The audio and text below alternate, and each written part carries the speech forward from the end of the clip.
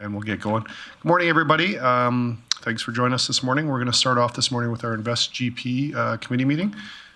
So we'll get going on that right away here, and we'll look at, we have no delegations this morning coming in.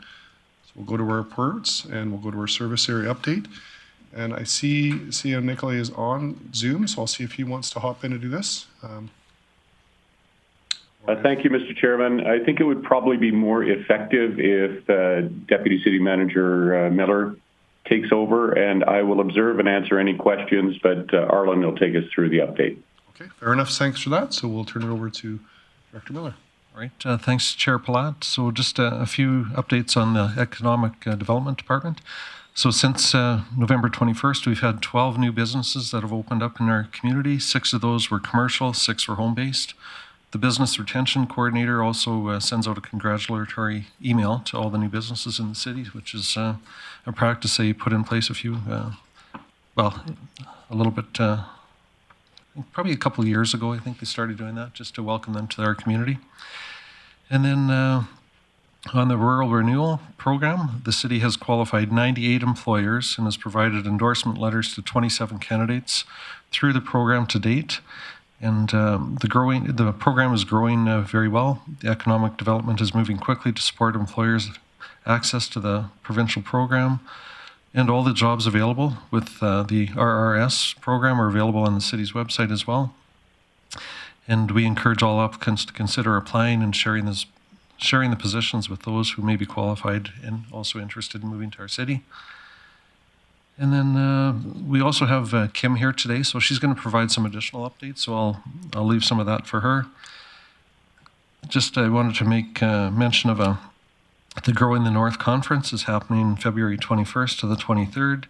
Early bird registration is now open until the end of December, and as you're well aware, the city is a partner on the planning committee, and we encourage attendance as much as possible at the event, and it will be hosted in person, and also there'll be several breakout sessions with industry leaders, leading experts, and government members sharing updates on our economy, innovation, and leadership. And another highlight on events and entertainment.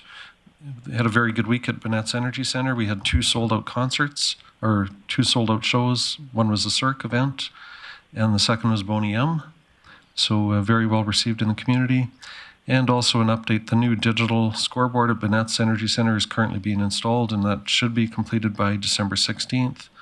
And then we'll do a little bit of training with our staff, and then we'll have a new board at Bonnett's, so that'll be a welcome addition. I think that's it for my updates for today, Councillor Platt. Okay. Thanks for that, Chair Miller. Any questions for Mr. Miller? Councillor Berg. Thank you, Chair Palat. Mr. Miller, with the existing score clock in the Bonnett's, is there a market to sell that? The Chair, I'm just trying to recall. I believe we did have it evaluated on what the trade-in price would be, or the price would be to put it on Gov Deals or to sell it to somebody. So I just can't recall the estimated value of it. Oh, and yeah, I wasn't looking for necessarily the value, just a matter, I know that it's still a relatively nice, although it may be a little bit outdated for a lot of arenas, it would still be an upgrade. So thank you. Okay, thanks for that. Any other questions for Director Miller? Okay, seeing none, thanks for your report, Director Miller.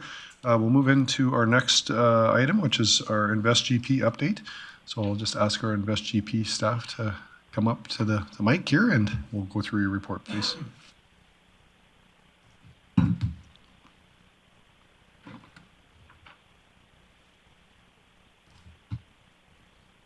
was going to say there's a few more behind for support if needed here. So.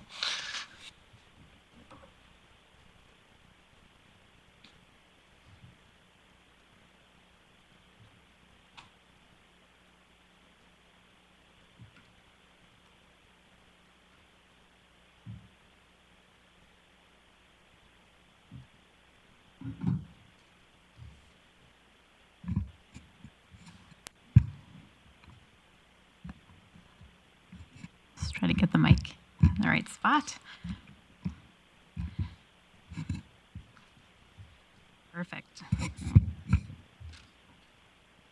Okay, well, good morning, Chair Plot and committee members. It's my pleasure on behalf of the InvestGP Economic Development and Investment Attraction divisions to bring a little bit of an update and an overview of these two divisions. So today we're just going to go through quickly our team composition, our department focus areas and approach, some of our key projects and initiatives, and some of the things that are up and coming. So the city's economic development department was one economic development officer for quite a while. Back in, I think it was around 2016, they grew that and included coordinator, and lands was actually a part of that economic development division. Since 2019, the department has grown to include 2 economic development officers, 1 business expansion and retention coordinator, in addition to the manager that's leading the department. And last year, the Economic Development and Investment Attraction divisions rebranded to Invest Grande Prairie.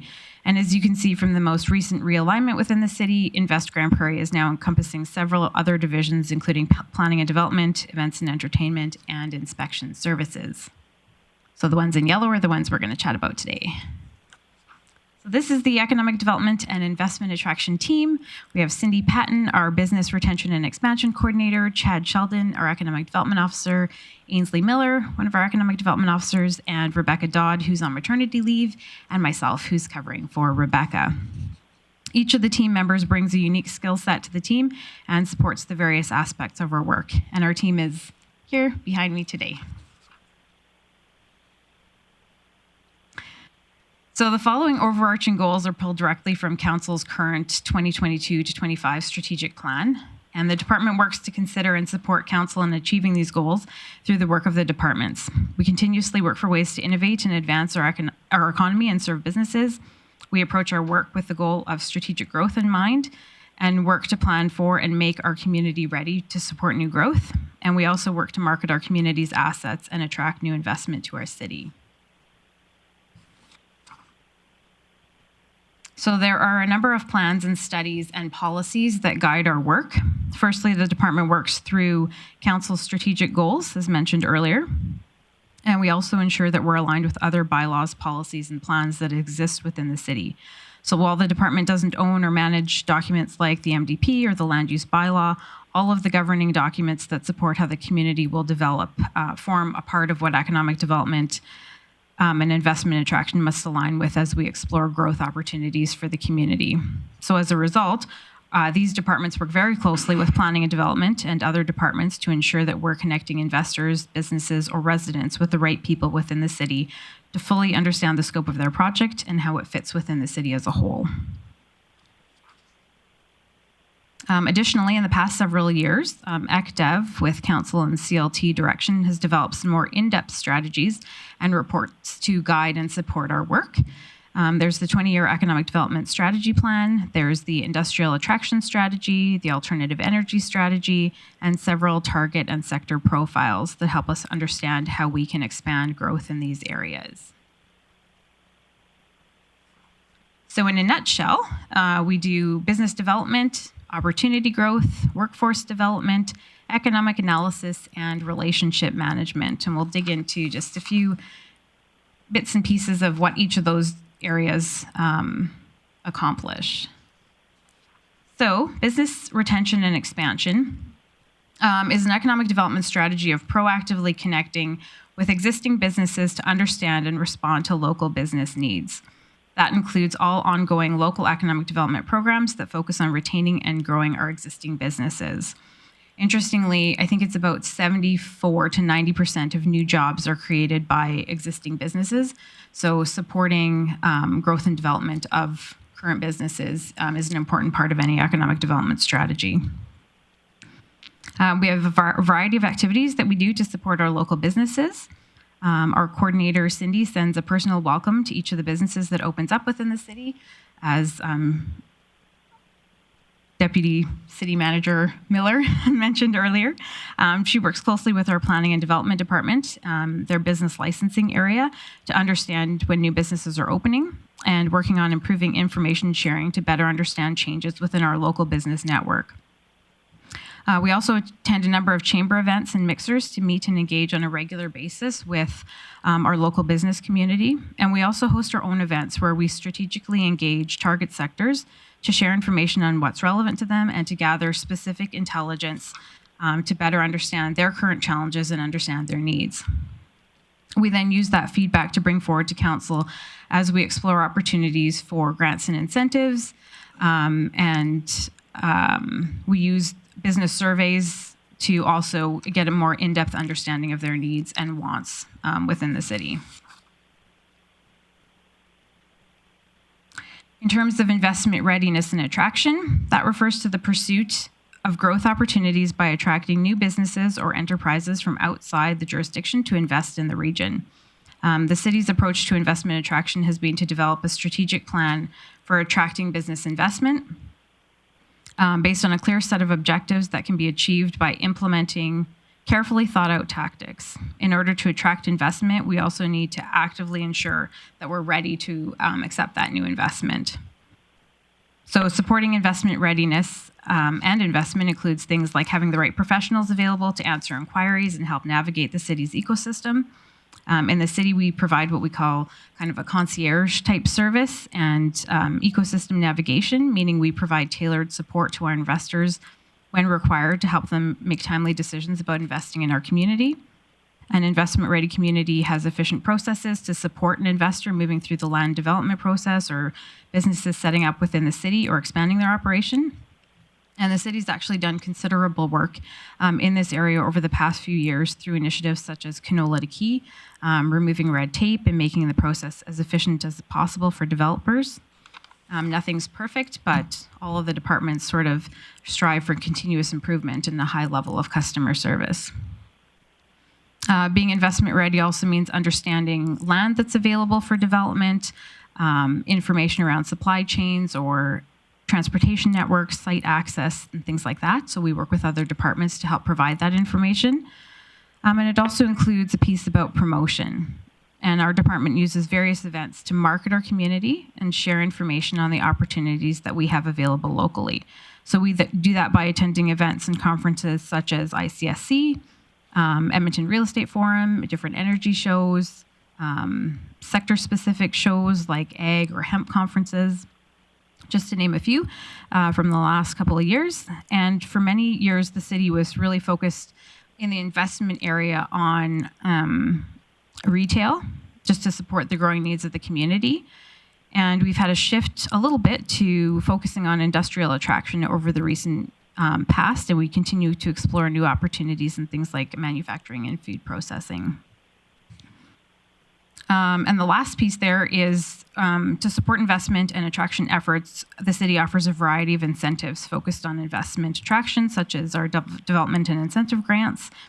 And we'll talk a little bit about the DIG grants a little bit later on.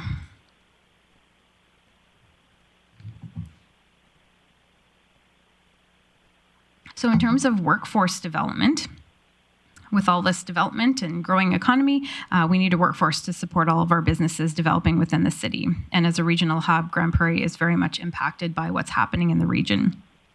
So workforce development includes things like gathering data to understand our labor market needs and challenges, identifying partners who can support workforce development, like Northwestern Polytechnic, promoting our assets and workforce opportunities. And so we do that by working with our communications and marketing departments as they are creating products that will support attraction of new residents and showcase the assets of our community. We work with organizations like the Grande Prairie Regional Tourism Association to share information and to look for opportunities to leverage events and visitors that may come to the community. And then we also have kind of more formal opportunities to gather information through Small Business Week walkabouts, formal surveys like the Labor Market Needs Assessment, and the surveys that our Business Attraction and Retention Coordinator does when she's out and about. The city's launch of the Rural Renewal Program this summer is a great example of how we're keeping a pulse on business labor needs and being responsive to those needs.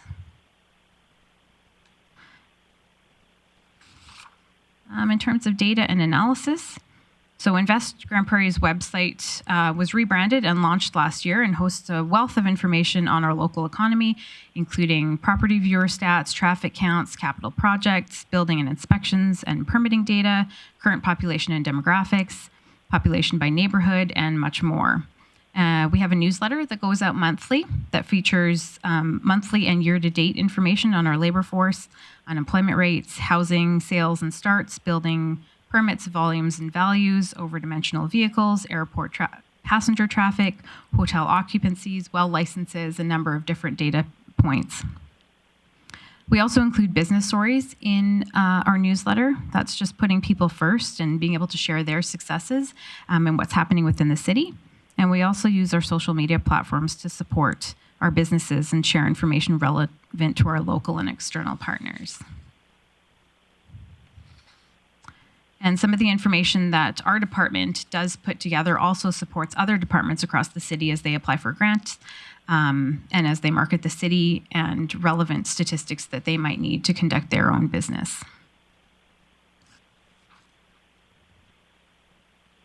Last but not least, building and maintaining networks is a key part of our work. We work with a variety of partners to ensure that we can tap into resources when needed, keep abreast of what's happening in the field of economic development and investment attraction, and work with other partners to help us achieve our goals.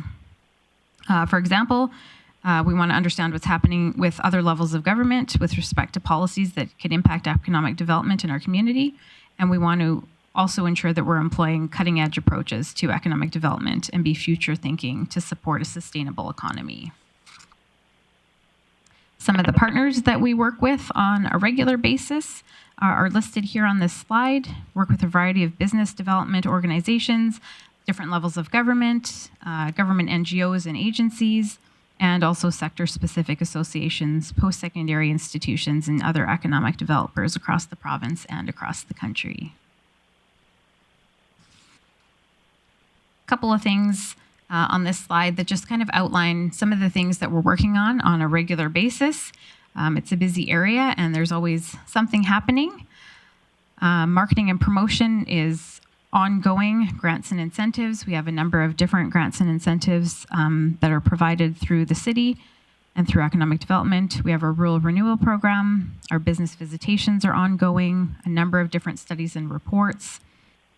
We have our customer relationship management software, Salesforce, that we're working to integrate into our different processes. We're actually looking to automate and our applications for rural renewal and also for our grant program, so that'll make it a little bit more efficient. And I know the last committee meeting, I believe Councillor Bosch had asked about the integration of information within different departments, so we're really working hard to get that up and running.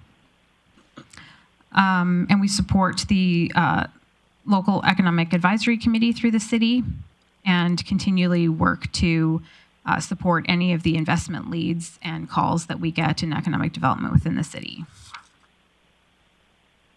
So a couple of focus areas just wanted to touch on. These are very familiar to council and committee. Industrial attraction has been a focus of the city in the last little bit. As I mentioned, the Hughes Lake area is one of those areas where we're looking strategically around servicing and new industries that could potentially go in that area. The Rural Renewal Immigration Program, that's up and running. It's been very busy and very successful so far.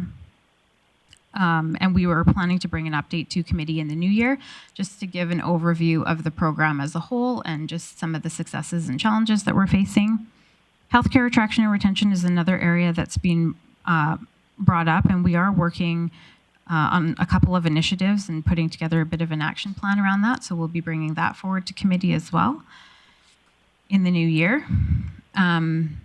We're also looking for some opportunities to work with other organizations, including Invest Alberta, to see what something like an investor forum in Grande Prairie could look like as we develop some of those target sectors and want to leverage the connections that they have. We also have our grants and incentives. The DIG program has a couple of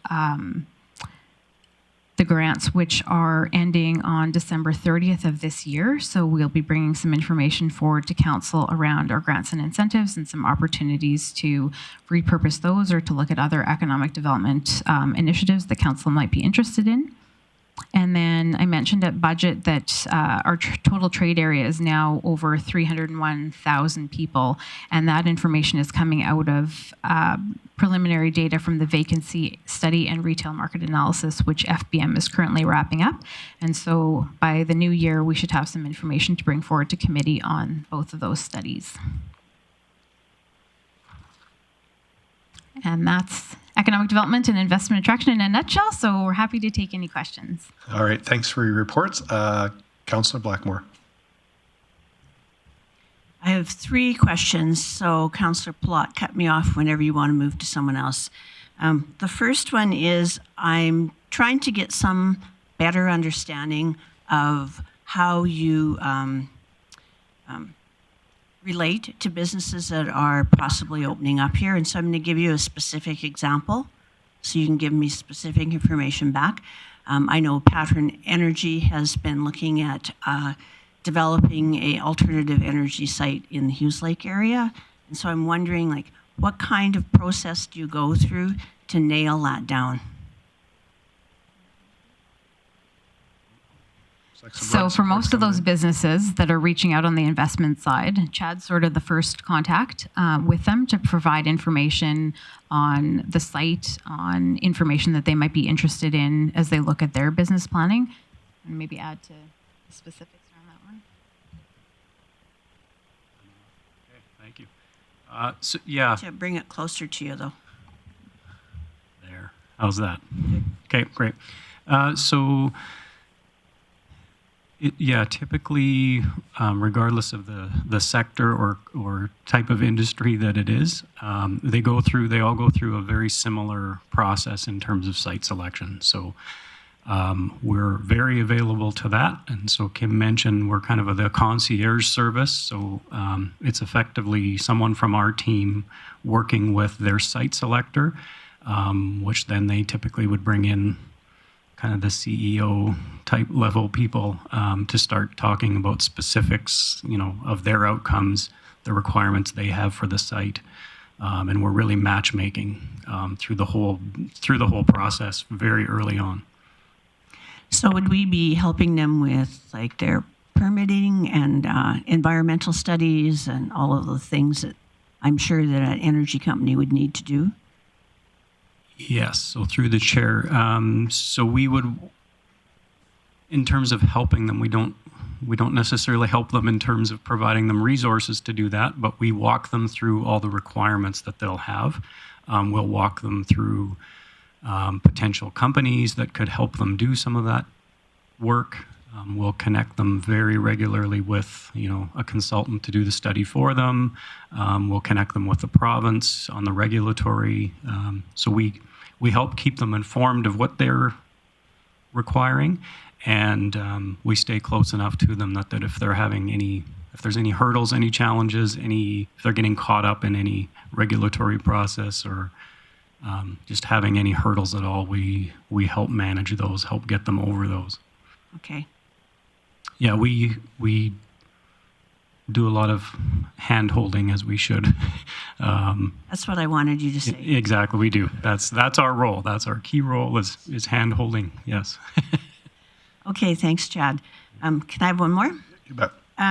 Kim, you mentioned workforce development as one of your key focus areas, and I'm wondering, are you working, I know you're working with the Chamber, but are you also working parallel to the Chamber? So you're doing your own legwork, bootstrapping, all of the things that it takes to make that happen. Absolutely. Through the chair,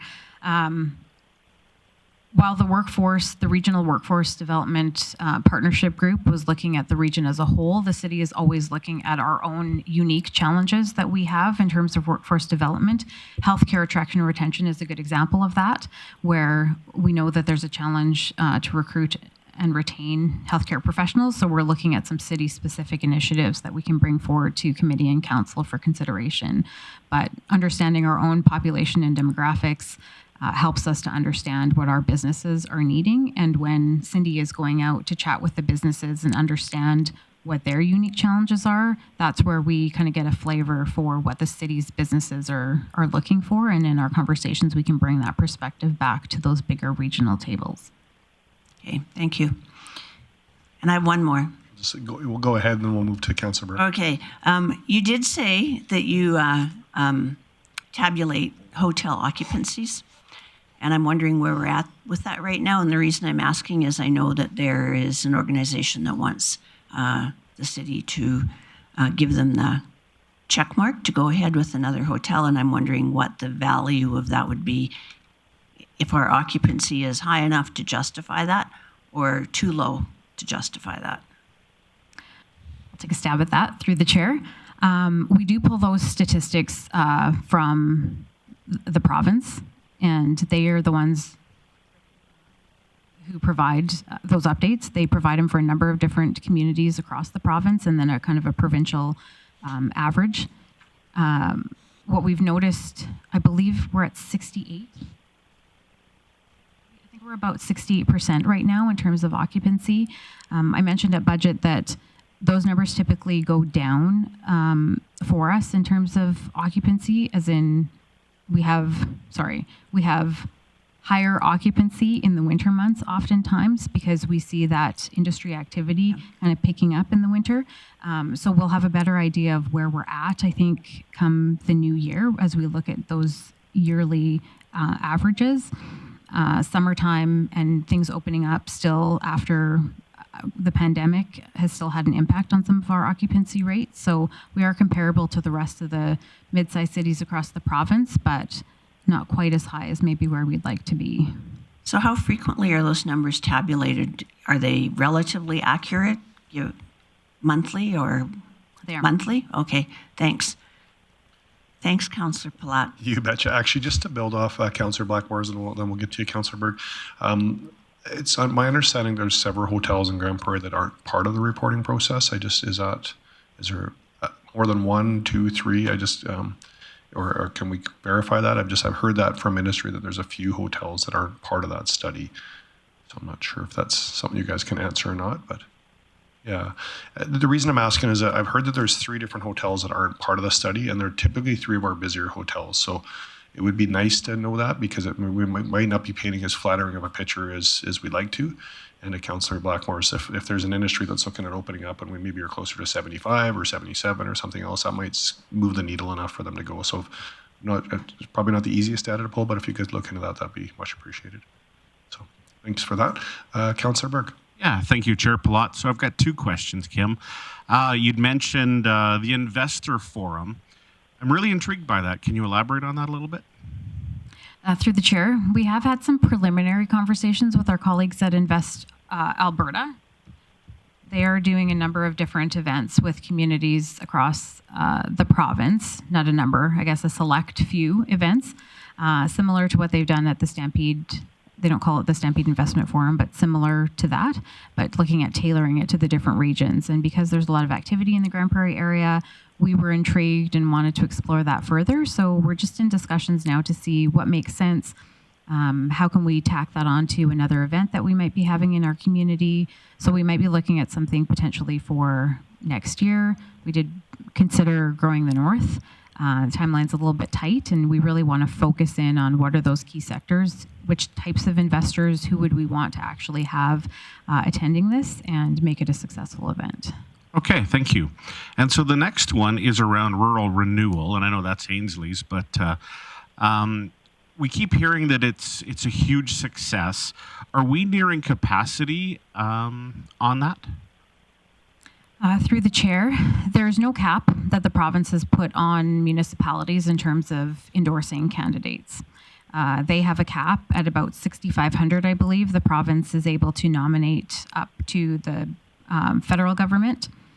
So we're working hard to ensure that the businesses locally that are interested in rural renewal, that they have positions, that they have qualified candidates who are interested in Grande Prairie, are able to put those candidates forward and let them enter the portal. We don't make the decision on whether or not those candidates will be successful in their application. but we're doing everything that we can on our end to ensure that employers have the right access to the program. Okay, my apologies. I should have been a little more clear, although I appreciate the information.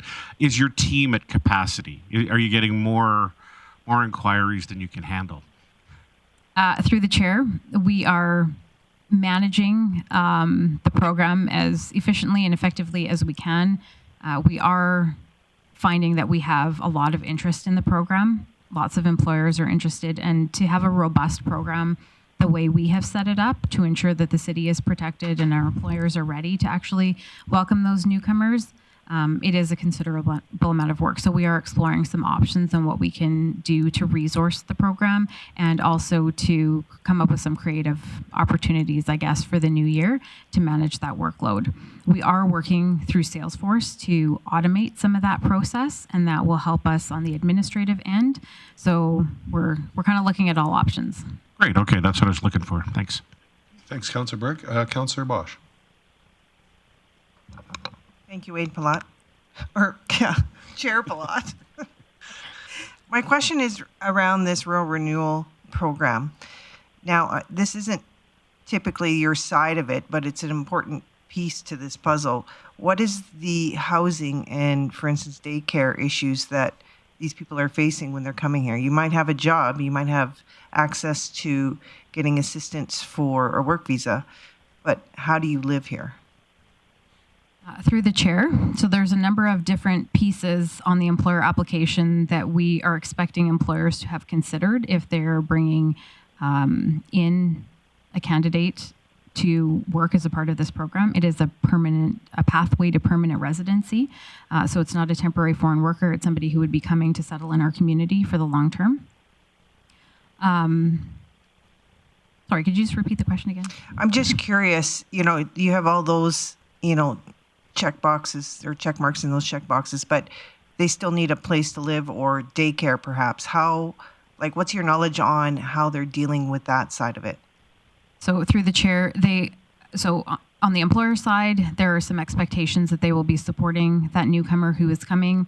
We also have a relationship, and part of our partnership is with the Center for Newcomers, and they also provide information, services, and supports to newcomers who are coming. So they're going to be a great resource for people who are here and looking for that accommodation, looking to connect with the right organizations around childcare. Childcare is an area that we have identified through the regional workforce strategy.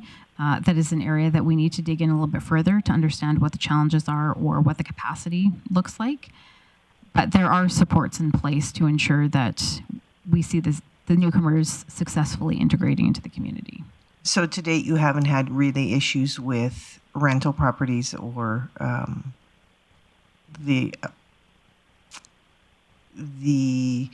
result of having somewhere for everyone to live? Our rates are low for rental.